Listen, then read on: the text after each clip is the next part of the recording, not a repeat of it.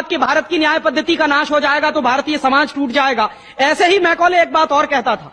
Macaulay की लिखी हुई एक चिट्ठी है मेरे पास, उसकी फोटोकॉपी। लंदन में एक लाइब्रेरी है, उसका नाम है इंडिया ऑफिस लाइब्रेरी। वहां से मैंने निकलवाई है।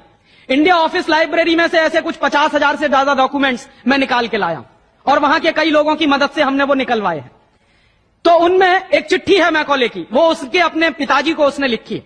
जब वो यहां ऑफिसर बन के आया है तो मैकॉले क्या लिख रहा है कि भारतीय समाज को अगर बर्बाद करना है तो भारतीय न्याय पद्धति बर्बाद करो। तो वो करने के लिए उसने आईपीसी बना दिया, सीआरपीसी बना दिया, सीपीसी बना दिया और बर्बाद हुई। दूसरी बात वो कहता था कि भारतीय समाज को बर्बाद करना है तो भारतीय शिक्षण पद्धति का नाश करो। तो मैकॉले कहा करता था कि जो भारतीय शिक्षण पद्धति है, वो खुद मानता था इस बात को, यह दुनिया की सबसे ज्यादा विकसित और सबसे अच्छी पद्धति। क्या होता था, यहां गुरुकुल चलते थे, गुरुकुलों में विद्यार्थी पढ़ते थे और विद्यार्थी 20 साल तक, 25 साल तक ब्रह्मचर्य का पालन करते हुए शिक्षा ग्रहण करते थे, संस्कार मिलते थे और वो संस्कार लेकर समाज में जाते थे। उन्हीं संस्कारों से संस्कृति बनती थी और वही संस्कृति भारतीय संस्कृति कहलाती थी। ऋषि थे, मुनि थे, बड़े बड़े ज्ञानी थे, महात्मा थे, वो गुरुकुलों को चलाया करते थे और सारे के सारे गुरुकुल जो चला करते थे उनमें वेदों का अध्ययन, पुराणों का अध्ययन, उपनिषदों का अध्ययन, जो भारतीय ज्ञान है, जो भारतीय मनीषा है, उन्हीं सबका अध्ययन संस्कृत के माध्यम से कराया जाता था। मैकॉले ने क्या किया कि गुरुकुलों का नाश अगर करना है तो उसने एक कानून बनाया। क्या कानून बनाया?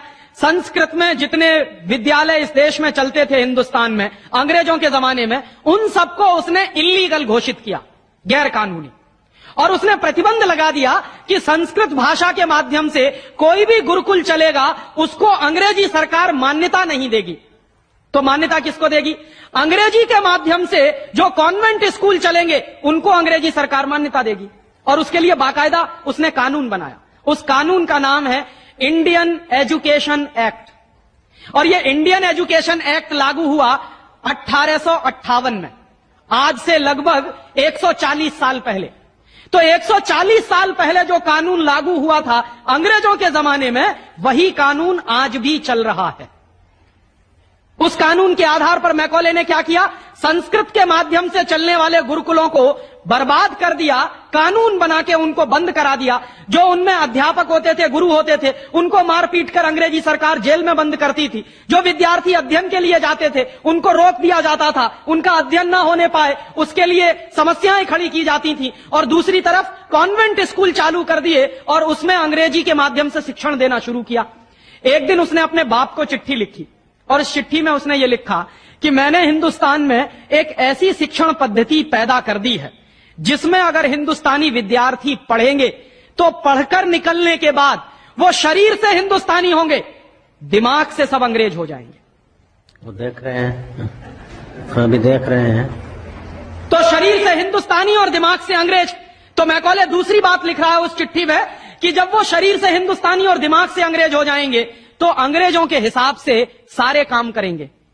और वो विद्यार्थी जब कॉन्वेंट स्कूल में से निकलेंगे तो सबसे ज्यादा गालियां भारतीय संस्कृति को देंगे, सबसे ज्यादा गालियां अपने मां बाप को देंगे। कैसे? मॉम और डैड कह के। डैड माने होता है मरा हुआ, और मम्मी माने होता है शव। इजिप्ट में आप जाइए, मिस्र एक देश है, वहां पे ममीज कहा जाता है किसको? मरे हुए आदमी के शव को। तो हमारी मां हो गई मम्मी, मम्मी, और पिताजी हो गए डैड।